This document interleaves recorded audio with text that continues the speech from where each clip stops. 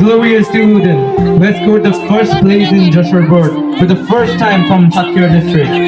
Ahana Qasim is invited on the stage. সম্মানিত শিক্ষকগণ, অতিথিবৃন্দ, উপস্থিতি, অভিভাবক ও প্রিয় নবীন বন্ধুরা, সবাইকে জানাই আমার আন্তরিক সালাম ও শুভেচ্ছা।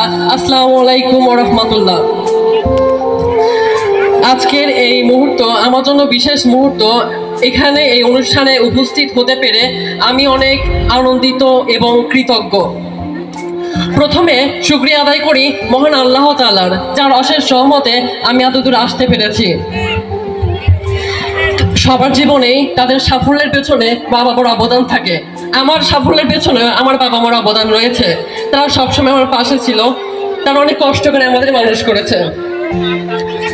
বিশেষত আমার আম্মুর কথাই বলি, আমার আম্মু প্রতিটা মুহূর্তে আমাকে সাপোর্ট করেছে, আমাকে উৎসাহ দিয়েছে। She is my inspiration, she is my idol. এই বিষয়ে মনে পড়ে গেল নেপোলিয়ন বোনাপার্টের সেই বিখ্যাত উক্তিটা, give me a good mother, I shall give you a good nation. আমাকে একটি শিক্ষিত মা দাও, আমি তোমাকে একটি শিক্ষিত জাতি দেব। তিনি তার বক্তব্যে এটাই বোঝাতে চেয়েছেন, একটি আদর্শ, একটি ভালো জাতি করার পেছনে একজন আদর্শ মায়ের ভূমিকা কতটাই গুরুত্বপূর্ণ। তারপরে আমি বলতে চাই, আমার মা বাবার পরেই যেহেতু শিক্ষকদের স্থান, আমি শিক্ষকদের কথা অবশ্যই বলবো। তাদের সর্বদা সঠিক দিক নির্দেশনা আমাকে এতদূর আসতে সহযোগিতা করেছে। Today I want to share a story of my inspiration. যখন আমার টেস্ট পরীক্ষার রেজাল্ট দিয়েছিল, একটু আগে শারমিন ম্যাডাম বলছিলেন, যখন আমি উভয় শিফটে ফার্স্ট হয়েছিলাম সায়েন্সকে ভেদ করে, তখন প্রধান শিক্ষক আমিনুল ইসলাম টুকু স্যার আমাকে ডেকেছিলেন। ডেকে তিনি সেদিনকে আমাকে একটা গোল দিয়েছিলেন, যে স্যার বলেছিলেন তোমাকে বোর্ড ফার্স্ট হতে হবে। আমি বলেছিলাম স্যার হতেই হবে। স্যার আমাকে বলেছিলেন হতেই হবে না, হতে হবে, তোমাকে চেষ্টা করতে হবে। তারপর থেকে আমার পড়াশোনার উদ্যম আরও বেড়ে যায়, আমার কনফিডেন্স লেভেল থেকে স্যার আরও আপ করে দেন।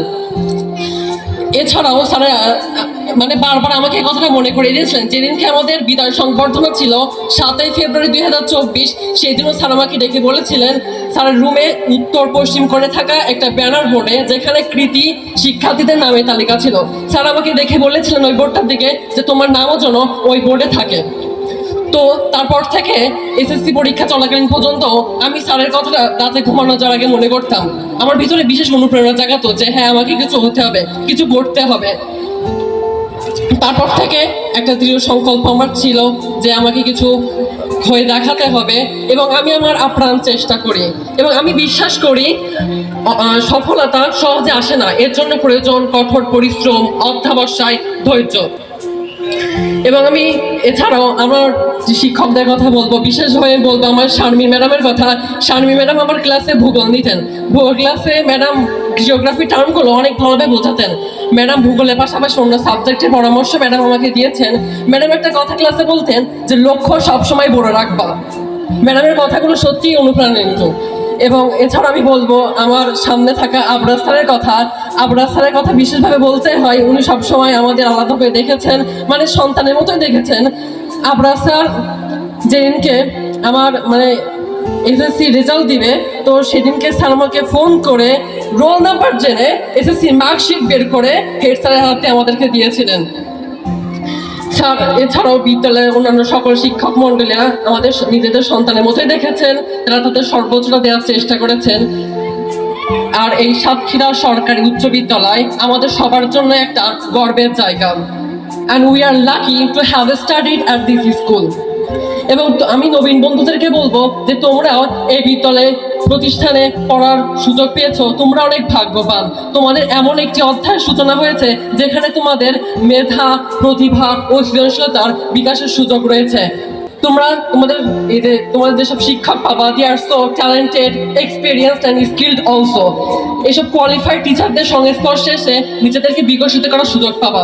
তোমরা তোমাদের লক্ষ্য নির্ধারণ করবা, স্থির রাখবা, এবং সেই লক্ষ্য পূরণের জন্য নিজেদের সেরাটা দিবা, সর্বোচ্চটা চেষ্টা করবা। আমি সবসময় চেষ্টা করতাম যে আমি আমার 100% দিতে পেরেছি কিনা।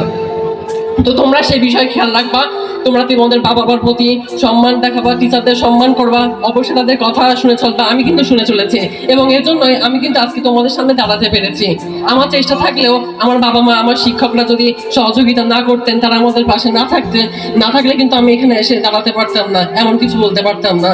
তো তাদের অবদান সত্যি আমার কাছে অনেক গুরুত্বপূর্ণ। এবং আমি আরেকটা বিষয় বলতে চাই যে আমার একটা লক্ষ্য ছিল সামাজিক দৃষ্টিভঙ্গিটা পাল্টানো।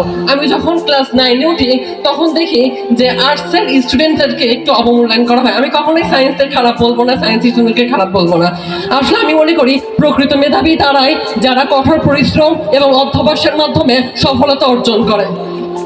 তো তারা যখন আমাদের সমাজে এখনো অনেক মানুষ আছে যারা মানে মনে করেন যে আর্টস মানে তেমন কিছু না, আর্টসে তেমন কিছু হওয়া যায় না। যখন তারা জিজ্ঞাসা করতেন আমাকে যে তুমি কোন গ্রুপে পড়ো, আমি বলতাম যে আমি আর্টসে পড়ি। তারা বলতেন আর্টসে পড়ো, মানে তারা এমন ভাবে বলতেন যে আমি মানে কোনো অপরাধ করে ফেলেছি তাদের কাছে। তো আমার একটাই লক্ষ্য ছিল যে আর্টস থেকে যেন কিছু হওয়া যায়, পারা যায়, তাদের এই লক্ষ্যটা, তাদের এই দৃষ্টিভঙ্গিটা পাল্টানো। তো আমি আমার সেই চেষ্টা অব্যাহত রাখবো।